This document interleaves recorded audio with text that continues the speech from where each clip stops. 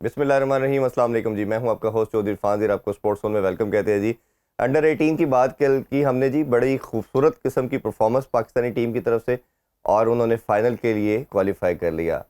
कल फ़ाइनल खेला जाएगा जी जापान के अगेंस्ट, और पूरी कौम दुआ करती है कि एटलीस्ट ये जो बच्चे हैं, जो चाहे जितनी भी प्रॉब्लम थी, जितनी भी टर्बुलेंस थी, जो भी आपके बात करना चाहिए डेली के मसाइल थे, उसके बावजूद मैन तो नहीं फाइनल जीत पाए, बट हम दुआ करते हैं कि एशिया कप जो है ये बच्चे खेल रहे हैं अंडर 18 का, ये विक्ट्री के साथ वतन वापस लौटे जी।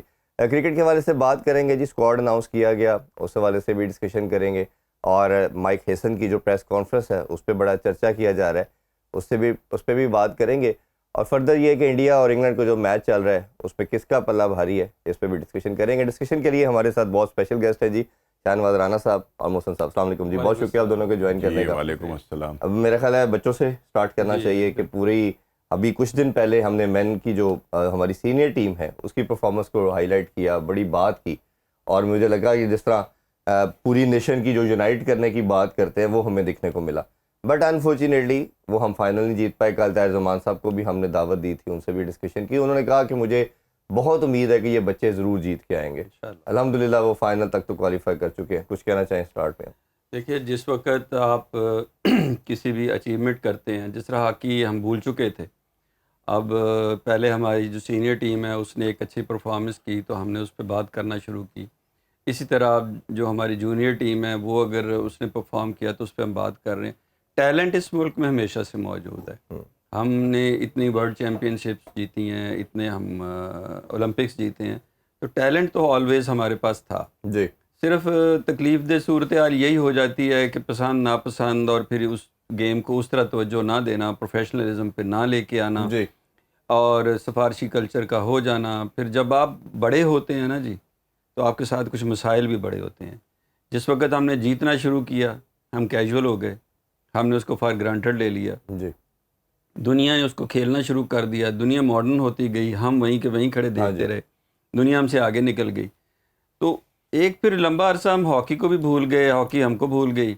वो जो क्रेज़ था फैंस का, वो पाकिस्तान, मतलब जब तक क्रिकेट के पीछे फ़ैन नहीं आएगा, जब तक क्रिकेट को देखने वाला नहीं होगा, स्पॉन्सर नहीं होगा तो वहाँ मुआशी मसाइल खड़े हो जाएंगे। वो प्लेयर्स के भी हैं, वो एसोसिएशंस के भी हैं। तो वो उसी सूरत में ही हो सकता है कि जब आप परफॉर्म करें, और परफॉर्मेंस के साथ ये कोऑर्डिनेटेड एफर्ट है। सिर्फ बच्चों के खेलने से हम आगे नहीं जा सकेंगे, उनको फिर एक फाइनेंशियल सपोर्ट की ज़रूरत होगी, एक एसोसिएशन की ज़रूरत होगी जो उनके मसाइल को भी देखे और उनकी रिक्वायरमेंट्स को भी देखे, और फिर आगे लेके उनको आगे इंटरनेशनली आगे उनको अब कैसे आगे लेके चलना है, इंफ्रास्ट्रक्चर बनाने की ज़रूरत है। शाहनवाज भाई, जिस तरह मोहसन भाई ने कहा, एक सबसे इंपॉर्टेंट चीज़ जो सारे अगर आप देखेंगे ना जर्नी के अंदर, वो विक्ट्री का ख़त्म होना था। विक्ट्रीज जब मिलती हैं तो पूरी कौम जुड़ जाती है, फिर आपकी जो बच्चे आने वाली नस्ल होती है वो उसको अपने आप साथ रिलेट करती है, वो फॉलोइंग बढ़ती है, फिर वो स्पॉन्सरशिप की जो इन्होंने बात की वो ऑटोमेटिकली फिर वो जुड़ता है। ये सारी उसकी कड़ी थी। बट अच्छी चीज़ ये है कि अब साल डेढ़ में हमें कुछ विक्ट्रीज मिलना शुरू हो गई हैं, जीत आना शुरू हो गया। आज दो के अभी लास्ट बैरियर, कल भी हमने ताहिर साहब से यही बात की कि ताहिर भाई ये लास्ट लाइन क्रॉस करेंगे ना तो सिनेरियो बिल्कुल चेंज हो जाएगा। तो अब ये जो विक्ट्रीज आ रही है, इस हवाले से आप कैसे देखते हो, और बच्चों की परफॉर्मेंस को पर्टिकुलरली आप कैसे एनालाइज करेंगे? देखिए, बात ये कि विक्ट्री ही है जो एक तहरीक पैदा करती है। जब जीत का तसलसल होता है और खेल के अंदर जो है विक्ट्री स्टैंड जो है वो नज़र आना शुरू हो जाता है, तो फिर उसमें उसी के बाद फिर कुछ जहनी कैफियतें भी बदलना शुरू होती हैं। कुछ वो लोग के जो सोए हुए होते हैं वो भी जागते हैं, वो भी सोचते हैं कि यार ये क्या हो रहा है सारा कुछ। फिर ये एक मतलब एक तहरीक जो है वो पैदा होती है, और अब ये तहरीक पैदा हुई है हमारी सीनियर टीम को कि हार गई वो, लेकिन अच्छा खेल कर तो हारी ना यार। हम फाइनल में तो पहुंचे, फाइनल में हार गए, और जाहिर है फाइनल में किसी एक टीम ने जीतना था, और कुछ हमारे उसमें हमारा लक भी जो था वो फेवर नहीं किया उसमें, और बहुत सारे ऐसे चांसेस मिस हुए कि जो गोल होने चाहिए थे, जिन पर स्कोर जो था वो होना चाहिए, लेकिन नहीं हो सका। बात लेकिन ये कि फाइनल तो हम पहुंचे, तो उस जीत ने भी एक वलवला पैदा किया था कौम में, और लोग पूछ रहे थे कितने बजे फाइनल होना है और कैसे होना है। दोबारा हॉकी की बात, दोबारा से हॉकी की बात। और अब आप देख लीजिए कि आपने खुद ही गालिबन इस पूरे 2 हफ्तों के अंदर को 4-5 प्रोग्राम हॉकी के ऊपर किए होंगे जी, बिल्कुल जो ऐसे। पहले नहीं हो रहे थे। जी, ऐसे। ठीक है ना। और अब फिर ये कि एक और मजीद जो है वो थोड़ा सा इंजेक्शन जो है वो हमारे नौजवानों ने लगाया, और जूनियर एशिया कप जो हो रहा जी। है उसमें पाकिस्तान टीम फिर अब फाइनल के अंदर मौजूद है। और मेरा ख्याल है कि जिस तरह का खेल उन्होंने कल चीन के खिलाफ खेला है, और मलेशिया के जो खिलाफ। है मलेशिया के खिलाफ, सॉरी जापान से अब फाइनल है, तो वो लग रहा था कि वो जो अब एक नई हॉकी जो पूरी दुनिया के अंदर खेली जा रही है, हमारे खिलाड़ी जो हैं उससे हम आहंग हैं जी। ठीक है ना। और स्पेशली पहले पेनल्टी स्ट्रोक जो था वो बड़ा सीधा सामने से लगता था, हाँ जी। अब उसको बड़ा टेक्निकल बना दिया गया है। तो कल हम पेनल्टी स्ट्रोक के ऊपर उसको हमने ये मैच जो है वो जीता है, जी। और अल्लाह का शुक्र है कि अब एक दोबारा से जो है ना वो हॉकी के अंदर जान पड़ी है। लेकिन खाली हम खुश होकर और चुप करके बैठ जाएंगे तो कुछ नहीं होगा। जरा नम हो तो ये मिट्टी बड़ी जरखेज इस हॉकी। लेकिन ये कि इसके लिए जब जो जिस हॉकी की हम बात करते हैं ना कि हमने हॉकी में बड़े जनाब रिकॉर्ड तोड़े हैं, ओलंपिक से लेकर वर्ल्ड कप, ये एशिया कप, चैंपियन ट्रॉफी, फला फला, ठीक है ना। लेकिन वो कैसे जीती थी, उस हॉकी की वजह जीतने की क्या थी? वो ये थी कि हमारे डिपार्टमेंट में भी होती थी, हमारे कॉलेज में होती थी, हमारे स्कूल में होती थी, हमारे यूनिवर्सिटीज में होती थी, हमारे जो बड़े बड़े इदारे हैं उनमें हॉकी होती थी। नतीजा इसका ये था कि हम जीतते चले गए। अब हमें दोबारा से थोड़ा सा ना इसकी तरफ गौर करना पड़ेगा। नहीं, थोड़ा सा नहीं, मेरा ख्याल है बहुत ज्यादा। इसमें आपने जो बात की ना, हाँ। सबसे इंपॉर्टेंट इसमें से पॉइंट है वो डिपार्टमेंट की है। हाँ, पहले ये था कि जितने भी ये बच्चे नीचे तो चले खेल ही रहे थे, लेकिन हर बंदा, चाहे क्रिकेट में भी हमने ये बहुत डिस्कशन की कि एक बंदा इंडिविजुअल नहीं होता, वो पूरी फैमिली को रन करता है, क्योंकि वेलफेयर स्टेट तो है नहीं है। अब ये हॉकी वाले क्रिकेट से भी ज्यादा हम्बल बैकग्राउंड से आते हैं, उनका वो रोजी रोटी जब तक नहीं चलेगी, किचन नहीं चलेगा, वो कैसे सर्वाइव करेंगे। कल हमने ताहिर भाई से भी ये क्वेश्चन किया ना, यही पूछा कि आपका कप्तान ड्यूरिंग द इवेंट कह रहा है कि जी हमें डेली नहीं दे रहे। तो उन्होंने कहा जी कि ये बात की टाइमिंग उसकी बिल्कुल गलत थी, मैं एग्री करता हूँ, लेकिन बात ठीक थी। दूसरी तरफ देखा जाए कि उसने अगर कुछ लेना है, उसके जितने भी टीममेट हैं वो जोर लगा रहे हैं, अपना पाकिस्तान के लिए जान लगा रहे हैं, बट क्या उनका टूर्नामेंट ये बात नहीं होनी चाहिए। लेकिन कहते हैं दूसरी तरफ देखा जाए तो क्या उसका हक नहीं है पैसे लेना? तो फिर हमारा रोना भी ठीक है ना कि सेक्रेटरी और कैसे जा सकते हैं प्रेसिडेंट। ये बात कहना कि जी टाइमिंग गलत थी। भाई टाइमिंग क्यों गलत थी? जब कोई बच्चा अच्छा काम कर रहा होता है ना, फिर ही उसकी डिमांड होती है। वो कहता है कि जी मैं जब आप करेंगे ही कुछ नहीं तो आप किस मुंह से कहेंगे कि हमें, ठीक है। अब एक तरफ तो आप जीत रहे हैं, ठीक है ना, एक तरफ तो आप परफॉर्मेंस दे रहे हैं, दूसरी तरफ आपको खाने के पैसे भी नहीं मिल रहे। तो यार फिर थे कोई गल ना हुई कि जनाब वो टाइमिंग गलत थी। भाई टाइमिंग, यही तो टाइमिंग थी कि बताना था उन्हें कि यार हमें पैसे भी तो दे दो भाई, अगर हम खेल रहे हैं, जीत रहे हैं, तो हमें पैसे भी तो दो जो हमारे बनते हैं। तो ऐसा नहीं है। मतलब असल में बात ये कि बस ठीक है, चल रहा है काम हमारा है ना जी। वो क्रिकेट हो या हॉकी हो, डिपार्टमेंट का बहुत बड़ा रोल है। अब डिपार्टमेंट का ये रोल है कि जो हॉकी वाला था, जिस डिपार्टमेंट की हम बात कर रहे हैं, जब शुरू में होता था क्रिकेटर भी यही करता था कि उसकी पहली प्रायोरिटी डिपार्टमेंट खेलना होती थी, नेशनल खेलना नहीं होती थी। ऐसे ही वो कहता था कि पहले मैं अपने डिपार्टमेंट से किसी से खेल रूँ, मेरी को सैलरी, मेरी को रोजी रोटी का बंदोबस्त हो जाए, मेरा को कैरियर बन जाए। जब वो उस फिक्र से आज़ाद होता है ना, फिर वो इंटरनेशनल की तरफ निकलता है। पहले हर प्लेयर को, जिसने वो टाइमिंग जो भी है, जिसको भूख लगी है उसी वक्त उसने शोर करना है ना, रोएगा तो उस वक्त जब उसको चाहिए, खुराक चाहिए। अब आप उस टाइमिंग की बात नहीं करनी चाहिए, ये वक्त आना ही नहीं चाहिए कि ये ऐसी सिचुएशन हो कि वो बंदा क्यों आए क्यों। हाँ जी, वो मतलब अगर आपके पास सिस्टम मौजूद है, उसकी ज़रूरत का भी पता होना चाहिए, उसको जिस वक्त जो चीज़ पे होनी है वो होनी चाहिए, तभी वो खेलेगा। जी जी जी। अपने स्टेट ऑफ माइंड को डाइवर्ट करके जिस पे फाइनेंशियल स्ट्रेस हो वो परफॉर्म कर सकता है, पॉसिबल ही नहीं। इसी तरह देखिए, ये मोहसिन भाई ने बड़ी अच्छी बात की है कि जब आप अपने खिलाड़ियों को अपने उसके किचन से नहीं ना वो निकालेंगे, हाँ जी, ठीक है ना, उस फिक्रात से जब तक निकालेंगे, आप उनसे अच्छी परफॉर्मेंस की तवक्को कर ही नहीं सकते। एक तरफ आप ये कह रहे हैं ये गोल्ड जीते, और दूसरी तरफ उसे बेचारे को ये हो कि यार मैंने बच्चे की फीस भी देनी है अभी, ठीक है ना, और हो सकता है बहुत सारे लोग जो है वो किराए के घर में रहते जी। हो, तो किराया भी देना है मैंने, बिजली के बिल भी आ रहे। आप उन फिक्रात से जब तक आप नहीं निकालेंगे अपने प्लेयर्स को, अपने खिलाड़ियों को, उनसे कैसे तवक्को कर सकते हैं आपके ये आपके लिए या कौम के लिए गोल्ड मेडल जो है वो जीत के लेकर आएंगे। लिहाजा जो सबसे अहम चीज है ना वो यही है कि हमेशा दुनिया के अंदर आप देख लीजिए कि जितने बड़े टॉप क्लास खिलाड़ी हैं या जो आ रहे हैं, भारत की अगर हम बात करते हैं कि यार वहां से हर दूसरा बंदा जो है वो वर्ल्ड क्लास जो है वो निकल रहा है, भाई इसलिए निकल रहे हैं कि वो रणजी ट्रॉफी भी खेलकर अमीर है। ठीक है, ये नहीं एक मतलब एक कायदे-ए-आज़म ट्रॉफी के लेवल की है ना रणजी ट्रॉफी। वो कहते हैं कि अगर हमारा खिलाड़ी वो खेल जाता है तो वो अमीर हो जाता है, उसके बाद पैसे होते हैं, सारी जिंदगी बड़े आराम से गुजरती है। तो यहां पर अगर आप अपने खिलाड़ियों को माशी फिक्रात से नहीं निकालेंगे तो उस वक्त तक आप ये तवक्को ना रखें कि ये आपके लिए गोल्ड मेडल जीत कर आएंगे। और उसका बेहतरीन हल ये है कि डिपार्टमेंट जो है उनको फाल करें, उनके अंदर जो पहले स्पोर्ट्स होती थी हर तरह की, ये खाली ये नहीं कि कोई हॉकी या क्रिकेट होती थी, फुटबॉल की टीमें भी बड़ी अच्छी थी, एथलेटिक्स बड़ी अच्छी होती थी, सारी गेमें होती थी। आपने सारा कुछ निकाल के डिपार्टमेंट से जो है वो बाहर फेंक दिया, ठीक है ना। अब बेचारे या तो वो गंडेरी की रेहड़ी लगाए या जाके हॉकी खेलें, दोनों में से एक ही काम कर सकते हैं। क्रिकेट के भी जो जब डिपार्टमेंट बंद हुए तो 700-800 लड़का जॉबलेस हुआ, किसी ने बर्गर लगाया, किसी ने उबर चलाई, सब कुछ हमने देखा। तो और ये देखें हॉकी की वाले से कल जब बात कर रहे थे तो यही हमारा डिस्कशन था, और इवन लास्ट वीक भी हॉकी के ऊपर हमने 2-3 शोज किए।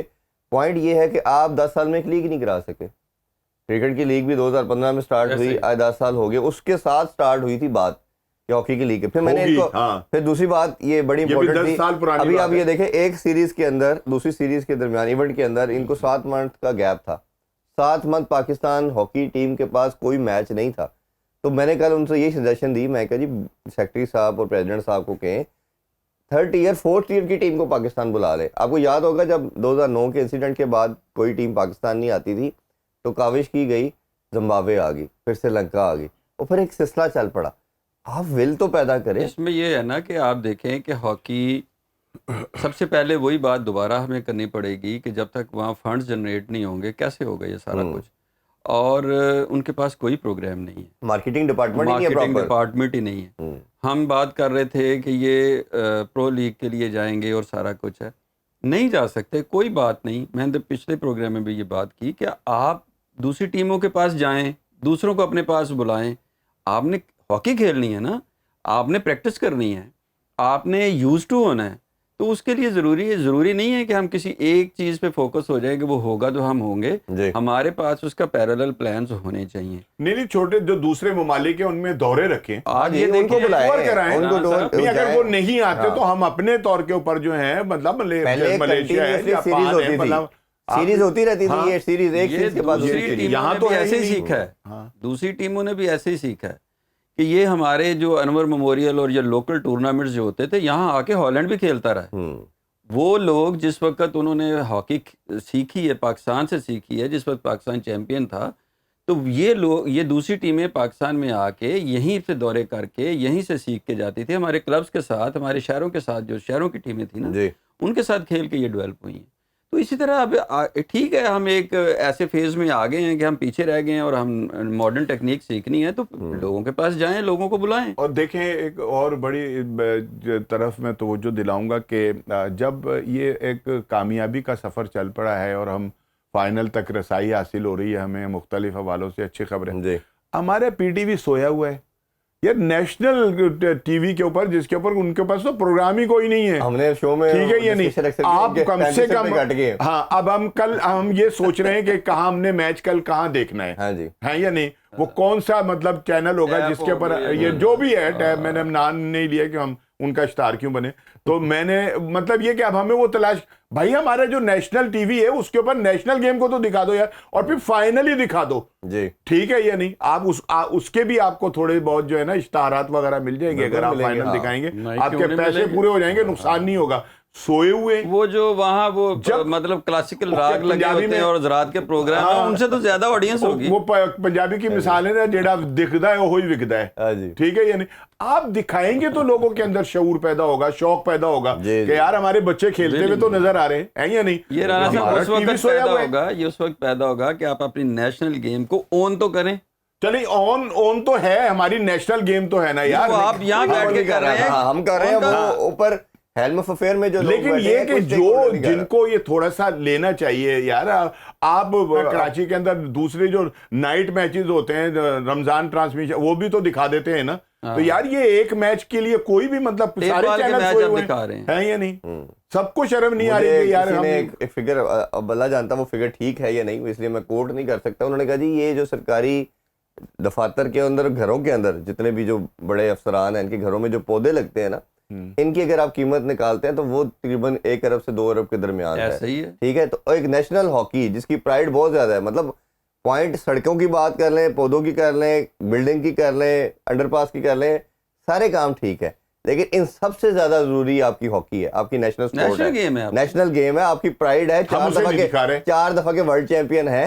ये अगेन किसी की सोच की भाई बात है, विजन की बात है। 4 ये जो दफा बात- हमने ओलंपिक 3 मरतबा जीता है। ये जो बात इस वक्त सुनो पे बैठ के हो रही है, ये बात होनी चाहिए पीटीवी पे, इससे ज्यादा।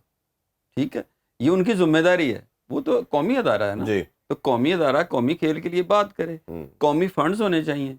मैं तो मोहसिन भाई इससे भी अगली बात कर रहा हूँ कि जो चाहे हॉकी फेडरेशन के करता धरता है या हमारे गवर्नमेंट लेवल पे है, पीएम साहब की बात कर लेते हैं हम किसी की, ये उनको ये इधर पेन होनी चाहिए सबको कि यार ये हमारा नेशनल स्पोर्ट किस तरफ जा रहा है। इसके लिए सबसे पहले अब एक काम तो करें ना हम, जैसे नेशनल टीवी को बचाना था, आपने बिलों में ऐड किए, तो इसी तरह आप नेशनल स्पोर्ट को तो बचा ले। आपकी पहचान तो क्रिकेट में तो बहुत बाद में हुई, सबसे पहले तो आपकी हॉकी ने करवाई है। नहीं, आपने जो कहा ना कि इधर पेन होना चाहिए, जी। तो वो तो हमारे बहुत सारे लीडरों के इधर पेन होता है, लेकिन वो इलाज के लिए चले चले ब्रेक जाते की तरफ हैं। चलते वो हैं, ब्रेक हॉकी से- का या उसके लिए नहीं होता उनका पेन, फिर ठीक है ना, पेन तो उनको हो रहे हैं जी। लेकिन पेन किसी और तरह के हो रहे हैं। चले हमें तो हॉकी की पेन है, इसलिए डिस्कशन कर रहे हैं जी। ब्रेक की तरफ बढ़ते हैं, ब्रेक से वापस आके क्रिकेट के वाले से भी बात करेंगे। Stay with us. Welcome back sports on. अब बात करते हैं क्रिकेट के वाले से जी।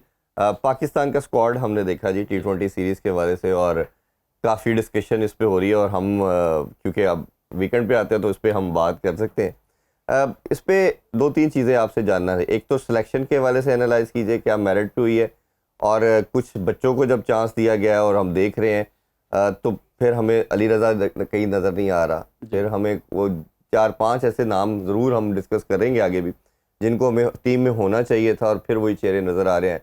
नवाज़ की क्या परफॉर्मेंस थी, किन बेसिस के ऊपर आया, ये भी एक क्वेश्चन मार्क है। इस हवाले से आपका क्या ओपिनियन? देखिए, इससे मैं 2 से 3 मिनट आपके लूँगा। सबसे पहले तो ये है कि हम सिलेक्शन कमेटी की बात करते हैं। जब ये सिलेक्शन होती है तो सिलेक्शन कमेटी किस तरह अनाउंस हुई है, किस तरह हमारी टीम आई है, और वो मैं इस बात पे हैरान हूँ कि आपकी डिग्निटी है, आप पैसे पे कुर्बान कर रहे हैं। आपको एक पूरे कैरियर के बेस पे कि आप एक अच्छे क्रिकेटर थे, अच्छे एम्पायर थे, अच्छे जो भी थे आप, एक आपके पास एक लेगेसी आप कैरी करके आए हैं, और फिर आपने उसकी बेस पे आपको किसी ने सिलेक्टर बनाया। आज आपने वो सारा झाड़ू फेर दिया। आप क्या थकी हुई आप कमेटी हैं कि आप पे कोई इतना ही ट्रस्ट नहीं कर रहा है कि चिट्ठी चलें आपको ही बना के दे दे, पाड़ी आप दें कम से कम, वो आप पे कोई इतना भी ट्रस्ट नहीं कर रहा। तो यहाँ जब सिचुएशन ये होगी तो वो अगर तो सिलेक्शन, क्वेश्चन भी, सॉरी मैं आपको इंटरप्ट कर रहा हूँ, जब क्वेश्चन भी किया गया, जब अनाउंस किया जा रहा था, तो वो पर्ची पढ़ के आप अंदाजा करें नाम नहीं देखा जा कि रहा था आपसे ये नहीं पता कि आपको, मैचेस कब है। और वो बताना पड़ा कि शाहीन अफरीदी जिसकी हम बात कर रहे हैं वो फास्ट बॉलर है। तो ये सिचुएशन थी। अगली बात ये है कि जब इस किस्म की सिलेक्शन होगी तो आगे देखें ना, आपके पास थोड़ा सा मैं पीछे बात कर दूं, हमने बाबर आजम को निकाल दिया कि जी उसका स्ट्राइक रेट बहुत ख़राब है और वो बिल्कुल एक प्लेयर अच्छा नहीं है। इशू ये नहीं होता। मैं आप क्वेश्चन करता हूं कि आप कोहली को और इसको हम कंपैरिजन करते रहे, तो कोहली को कहें कि पाकिस्तानी टीम में यही परफॉर्मेंस दे देगा, वो नहीं दे सकता। 134 का या 35 का स्ट्राइक रेट उसका है, जी 132 का इसका है, इसका 129 का है, फखर का इवन 132 का है, एक फखर का 132 का, 135 से ऊपर है ही कोई नहीं है। जी। तो हमने बाबर को क्यों निकाल दिया? इसलिए निकाल दिया कि बाबर जिसकी बात कर रहे थे सेल्फिश खेल रहा था। अब जो मैं बात उसी पे आऊँगा सिलेक्शन पे, कोहली के ऊपर नीचे जो खेलने वाले लोग हैं ना, वो सारे 145, 55, 60, 70, 80 के। जी। इसकी वजह से कोहली को वहाँ एक गुंजाइश मिलती है खेलने की कि उसको वो फंसता नहीं है, प्रेशर नहीं लेता। अब जो बाबर आजम है वो अगर बारी ले रहा होगा तो उसको पता है कि मेरे नीचे भी नकारा चीज़ें हैं, ऊपर भी नकारा चीज़ें हैं, तो मैं कैसे करूँगा, वो कैसे खेलेगा, वो अपनी जो रेंज ऑफ शॉट है उसको नैरो कर देगा, नहीं नहीं खेल तो आपका सकेगा, क्या ख्याल है रिस्क नहीं लेगा। मैं ज़रा कंप्लीट कर जी जी जी अच्छा, अब होता क्या है कि हमने उसी तरह ही पहले भी एक कप्तान को फारिग किया है जी और टीम के ऊपर नीचे हमने नहीं देखा कि ये जो परफॉर्मेंसेस आ रही हैं उसकी बेसिक वजह क्या है। बेसिक वजह ये है कि 100 खुशदिल शाया खेल रहा है, 100 का उसका वो है, 106 का स्ट्राइक रेट है, जी और ये सारे 110 12 15 18 20 वाले खेल रहे हैं। इस वक्त जो हमने सेलेक्ट की है टीम, उसमें फिर वही है कि हमारे पास जो हमारा मिडल ऑर्डर है वो बताएं कि क्या है। वो हम हुसैन तलत को ले गए हैं, क्या उसकी बैटिंग की परफॉर्मेंस है, 4 या 6 या 8 विकेटें हैं उसकी। उसके नीचे हमने वो न्याजी को डाल लेते वहाँ, उसके साथ हम दूसरा बंदा ले गए हैं, वो जो है नवाज है, वो कैसे ले गए हैं वो उसको। शादाब की जगह इस्लामाबाद यूनाइटेड की जगह एग्जैक्टली fill कर वो दी जो थी हम ना। कहते हैं ना कि मैं आना तू जरा मेरा पैर रख, मेरी जगह मल के रखी है, वो जगह मली हुई है। जगह दी है, हाँ जी। तो वो आपने नवाज को रख दिया वहाँ पे। बिल्कुल आपने ठीक पॉइंट आउट किया है कि ये जो अब जो कप्तान है, अब जो कप्तान है, जिस तरह वहाँ पे कप्तान ओवरशैडो हो गया था बिकॉज ऑफ बुरी परफॉर्मेंस ऊपर नीचे, यहाँ पे कप्तान ओवरशैडो हो जाना अच्छी परफॉर्मेंसेस पे, जी कि कप्तान ने उनके बराबर परफॉर्मेंस नहीं दे सकनी, कप्तान की कार को जगह फिर नहीं बनी। अच्छा, मैं मोहसिन भाई इस जो आपने बात की उसमें ऐड करता चलूं कि जो बाकी लड़के थे ना, मेरी कई प्लेयर से बात हुई जो 4-5 साल खेलते रहे, उनका मानना ये था कि रिजवान और बाबर 120 में से 80-90 बॉलें 90% कंज्यूम करते हैं, ऐसा ही है। हमें देते हैं ये 30-35 बॉलें, और एक प्लेयर के हिस्से में आती है एवरेज 7-8 बॉल्स, और ये कहते हैं कि 7-8 बॉलों पे जाके 30 करो, और इंटरनेशनल लेवल पे नहीं करने देती टीमें ऐसा ही है। कहते। तो खुद जब ये 70-80 बॉलें खेलेंगे तो इनकी एवरेज भी ठीक रहेगी और इनके मामलात इसका ठीक इसमें है। फर्क पता कहाँ जी? मैं बाबर के कभी भी टीम के निकालने के हक में नहीं, लेकिन स्ट्राइक रेट का मसला था, जिस मैं हमेशा कहता हूं आपके 10 रन हो या आपका 100 रन हो, उससे आपकी टीम जीतनी चाहिए। अच्छा, मैं आपको बताता हूँ इसमें फ़र्क क्या है। फ़र्क इसमें ये है कि मैं भी ये कह रहा हूँ कि वो उसका स्ट्राइक रेट अच्छा नहीं था, लेकिन फ़र्क वहाँ पे बाबर आजम से ज़्यादा रिजवान का है। कि आप रिजवान को ऊपर अगर बाबर के साथ ओपन करा रहे हैं, अगर बाबर के साथ ओपन फखर ही करता रहता है या कोई अच्छा लड़का जिसका रन रेट अच्छा करता रहता है, तो बाबर पे इतना प्रेशर ना आते। हाँ जी। वहाँ पे जो ज़्यादा प्रॉब्लम आया है, ये आप 2-3 दिन में, कल से खबरें आना शुरू हो गई हैं, अगले 2-3 दिन में आप खबर आ जाएगी कि बाबर और रिजवान जो है ना एक दूसरे पे मुद्दा डालेंगे। ये मैं आपको बता रहा हूँ। तो दोस्तियां भी तो इन्होंने निभाई है ना, आप भी कुछ इसमें ऐड ये आ जाएगी कि तूने मुझे निकाला, मैंने तुम्हें निकाला, ये अगले 2-3 दिन में खबरें आ जाएंगी। नहीं, वैसे भी अब तो कोच ने भी ये इंदिया दे दिया है। पहले तो खैर बीच में ये खबरें आ रही थी कि उनको कहा गया बाबर को कि आप विकेट कीपिंग भी करें तो आपकी जगह बन जाती है। तो भाई जो 2 विकेट कीपर बाहर बैठे हुए हैं उनका क्या कसूर है? नहीं, उन्होंने तो फिर रिवर्ट कर दिया ना। नहीं, वो तो बात की बात है ना, वो तो बात की बात है कि नहीं है, मैंने ऐसे नहीं कहा, ठीक है ना। लेकिन अब उन्होंने एक नया लुच फ्राई कर दिया, और वो ये है कि जनाब अब आप ओपनर जो है आपकी जगह बनती है। तो भाई इससे पहले ओपनर 2-3 जो बाहर बैठे हुए हैं और जो नौजवान लड़के जिन्होंने परफॉर्म किया है, अभी साहबजादा फरहान ओपनर है, उसका नाम ही नहीं लिया, वो उसका नाम ही नहीं लिया। फिर और भी बैक पर भी उसके बड़े अच्छे लड़के जो हैं वो मौजूद हैं कि जिन्होंने परफॉर्मेंस दी है, ठीक है ना। तो उनका नईम का नाम यासर खान है, यासर खान, ठीक है ना। तो मतलब ये कि उनका क्या कसूर है? अगर आप फिर वो मिलाकर फिर वही खिचड़ी पकाने लगे कि जनाब आप ऐसा कर लें तो ये हो जाएगा, तो ये तो फिर यार बड़ी ज्यादती है, ठीक है ना। और मेरा ख्याल है कि अब जो जिसको माइक हैसन के मुतालिक हम कह रहे थे कि वो बड़ा दिलेर बंदा है, वो अपने फैसले खुद करता है, अब उसके ऊपर भी जो है ना नजर आ रहा है कि प्रेशर जो है ना वो पूरी तरह से, वरना कोई वजह नहीं थी कि इन 3-4 लड़कों को जो था ना कराची के कैंप के अंदर बुलाया जाता, ठीक है ना। और ये इस बात की निशानदेही है कि ये बहुत बड़ा कोई प्रेशर है जिसकी बिना के ऊपर उनको, वरना वजह बताएं वो है फ्रेंचाइज का प्रेशर है, वही ना, फ्रेंचाइज का भी है और दूसरा भी उनका अपना भी है, आपका बैंड उस तरफ होना, उस आपकी मोहब्बत का यही ना कि मतलब ये कि आपने अचानक उनको बुलाकर अपने टीम के साथ जो है उनको शामिल कर लिया। उनका टीम के साथ प्रैक्टिस करना जो है ना वो भी बहुत असरअंदाज होगा बहुत सारे लड़कों के ऊपर, ठीक है ना। और फिक्रात में मुब्तला होंगे कि यार ये क्या हो रहा है। भाई जो टीम आपने बनाई है उसका कैंप लगना चाहिए था उसमें। बाबर हो गए, ये जो 2-3-4 लड़के आपने बुलाए हैं, इनको जरूरी नहीं था कि उस कैंप के अंदर क्यों बुलाते भाई, जी। वजह क्या थी? ओडीआई के लिए और इनका क्या मतलब अब मेयार ये रह गया कि ये आकर कैंपों के अंदर ओडीआई के लिहाज से आगे अभी तो ओडीआई का भी तो फ्यूचर जो है वो जरा हो गया। वेस्ट इंडीज ने अनाउंस कर दिया वेस्ट इंडीज ये टीम जो T20 बांग्लादेश से ट्रेवल करके वेस्ट इंडीज जाएगी वो लेकिन ये हो रहा था ना कि वो जो ओडीआई है उनको T20 नहीं, लेकिन वो वेस्ट इंडीज ने रिफ्यूज कर दिया ना। वेस्ट इंडीज ने कहा कि हम टिकट सेल आउट कर चुके हैं, हम नहीं कर सकते। अच्छा, हम नहीं कर सकते, वो अब ओडीआई होगा। तो जब ओडीआई की टीम अनाउंस होगी तो फिर वो कर लें, आकर ओडीआई का कैंप लगाएंगे, उसके अंदर ये सारे जो है मौजूद होंगे। ये T20 के अंदर नहीं, वो प्रैक्टिस भी अलग कर रहे हैं। नहीं, ऑलमोस्ट इकट्ठे ही है। नहीं, वो टीम के साथ है, वो जो कैंप लगा हुआ है उसके अंदर लगे कर रहे हैं। और फिर मतलब ये कि इनको मतलब एक यार आप बंदे का अपना स्टेटस होता है, अपना एक वो होता है, मेयार होता है, आप अपने मेयार को खुद ही गिराते चले जा रहे हैं। अच्छा, दो चीजें हम इसको डिस्कस कर लेते हैं ताकि लोगों को जरा क्लैरिटी मिल जाए। सबसे पहले तो हम ये बात जो कर रहे हैं इसमें हसन अली की मैं जरूर बात करना चाहूंगा। एक प्लेयर जो 2-2.5 साल का ले ऑफ पीरियड है, इंजरी थी, कम बैक नहीं कर पाया, कम बैक हो गया, आपने अच्छा परफॉर्म किया।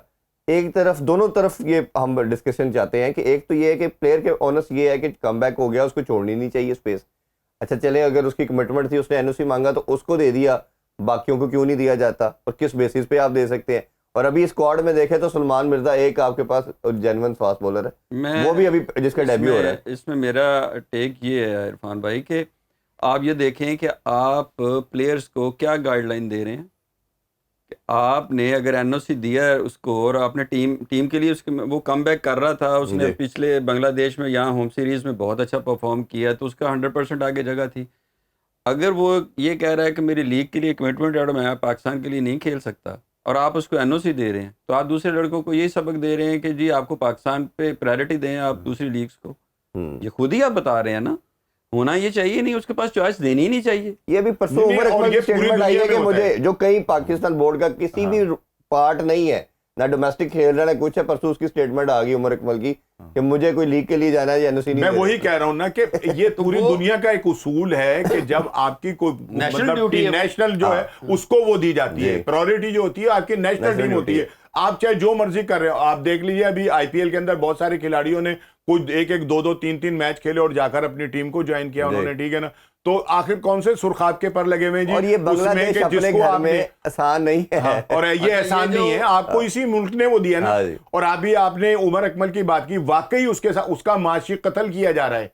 उसको मतलब ये कि उसने कितना बड़ा जुर्म कर लिया कि यार इसकी माफी नहीं चाहिए तो आप उसको एनओसी तो दे दें कम से कम यार। उसका घर का, उसके बच्चे नहीं है, उसका घर नहीं है, उसने जिंदा नहीं रहना, उसने क्या कुछ नहीं करना। आपने उसको एनओसी भी नहीं दी, नहीं खिला रहे आप पाकिस्तान, नहीं खिला रहे आप उसको डोमेस्टिक, ठीक है ना खिलाएं, लेकिन एनओसी देकर कम से कम उसके चूल्हे को तो ना यार बंद करें आप तो उसके रिजल्ट के ऊपर देखिए, क्रिकेटर का माशी कत्ल कर रहे हैं। क्रिकेटर का क्रिकेट खेलना फंडामेंटल राइट है, तो फंडामेंटल राइट तो हमारा आइन उसकी रोटी रोजी है, आइन भी कहता है कि किसी का नहीं, उसकी रोटी रोजी वही है, उसने कमाने ही वहीं से है। तो उसके पास अब कौन से जराए रह गए कि जिनसे वो ना आप उसको पाकिस्तान खिला रहे हैं, ना आपको डोमेस्टिक खिला रहे हैं, ना आप उसको बाहर जाकर खिलाएं। आपको लगता है फिटनेस। दूसरी तरफ आप देख लेंगे आप उस बंदे को कि जिसका पाकिस्तान में खेलना जरूरी था, जिसने परफॉर्मेंस दे दी थी सारा कुछ, आपने उसको एनओसी देकर वहां पर कह दिया कि जाए। यही तो बात है कि हर डिसीजन के पीछे कोई लॉजिक होनी चाहिए। इरफान खान न्याजी पे 1.5 साल इन्वेस्ट करके देखें उसको बाहर कर दिया, बाहर निकाल दिया यार। ये तो कौन खेलेगा? हुसैन तलत। अच्छा, दूसरी चीज ये है कि ये जो आपने अभी सलमान मिर्जा का और दूसरा ये जो लड़के जा रहे हैं टीम के साथ, ये होते हैं कि 2-3 आपके पास जो मेन बॉलर्स हों उनके साथ ये असिस्टेंट बॉलर होते हैं। जी जी जी। नहीं मोहसिन भाई, ये मेन में तो ये प्रेशर ले ही नहीं सकते। ये पता है क्या बांग्लादेश को होम सीरीज की तरह मत समझे। ये मैं कहने लगा रहा हूं, बड़ा वो मुश्किल ये सोच रहे हैं कि ये वही बांग्लादेश है जो पाकिस्तान आके खेली थी। कोच ने खुद एडमिट किया भाई, वहां जाकर आपको पता चलेगा कि वो बांग्लादेश है या नहीं जो पाकिस्तान आई थी। कंडीशंस में इतनी मुश्किल उनके सारे इंडिया नहीं जीतने देते, वो जितने भी उनके सीनियर्स हैं वो सब आके खेलेंगे उसके अंदर, ना भी खेले वैसे बहुत मुश्किल है। अभी एक छोटा सा ब्रेक लेते हैं जी, ब्रेक से वापस आके यहीं से हम डिस्कशन को कंटिन्यू करेंगे। हमारे साथ रहिए। Once again welcome back sports on. अच्छा, कोच से जब प्रेस कॉन्फ्रेंस हुई तो 1-2 चीज़ें बड़ी इंटरेस्टिंग थी। एक तो सबसे बड़ी थी कि उन्होंने सिलेक्शन के हवाले से पूछा, बाबर की जो कीपिंग का भी जिक्र किया गया, उन्होंने कहा जी मैंने ये बात नहीं की और बाबर ओपनर के तौर पे आए। फिर सिलेक्शन के हवाले से उनसे पूछा गया, उन्होंने कहा जी सिलेक्टर्स का काम जो है वो 25 प्लेयर्स को सिलेक्ट करना है, मैं और कैप्टन मिलके 15 सेलेक्ट करके चेयरमैन को सबमिट कराते हैं। ये पास में कोई प्रेसिडेंट नहीं मिलता। कैप्टन और कोच की हमेशा राय ली जाती है, राय जरूर होनी चाहिए, वो साथ बैठे, पार्ट भी है इवन सिलेक्शन कमेटी का, बट ये फाइनल टीम नहीं, वो फाइनल नहीं वो अनाउंस करते। ये दुनिया में कई मिसाल नहीं मिलती। ये पहली दफा हमने ड्रामा देखा कि कोच ने एडमिट किया और बताया कि 25 वो करते। अच्छा 25 आप, मैं या इधर हमारे जो कैमरा मैन है इनको भी कहेंगे ना 25 बनाना, तो ऑलरेडी आपके सेंट्रल कॉन्ट्रैक्ट में लड़के हैं, उनको 5 बंदों को सैलरी क्यों दे रहे हैं? मैं कह रहा हूँ कि अगर आपने 25 चुनने हैं तो कोई भी चुन देगा। उसके लिए इतना नैरो स्कोप करने की जरूरत ही नहीं थी कि जी आप उसको और अगर कप्तान ने और कोच ने 15 खिलाड़ी लेने तो फिर सिलेक्शन कमेटी क्या दाल बेचने आई हुई है? वही कह रहा हूं भाई, आप फिर उनको किस लिए आपने इतनी तनख्वाहें दे रहे हैं, वो कर रहे हैं, वो 15 खिलाड़ी जो है वो निकाल रहे हैं उनको, इसीलिए वो आ भी नहीं रहे है वो, शायद इसीलिए नहीं आ रहे। ये जो हमने पूरा कमेटी जो है वो इसीलिए कहीं नजर भी नहीं आ रही। वो जो ड्रामा लगा अनाउंस करने के लिए नहीं आए, तो पूरी दुनिया में एक मजाक बना। भाई ये वही मसला है कि वो रिंद के रिंद रहे और हाथ से जन्नत न गई। मतलब आप ये भी चेक ना गया।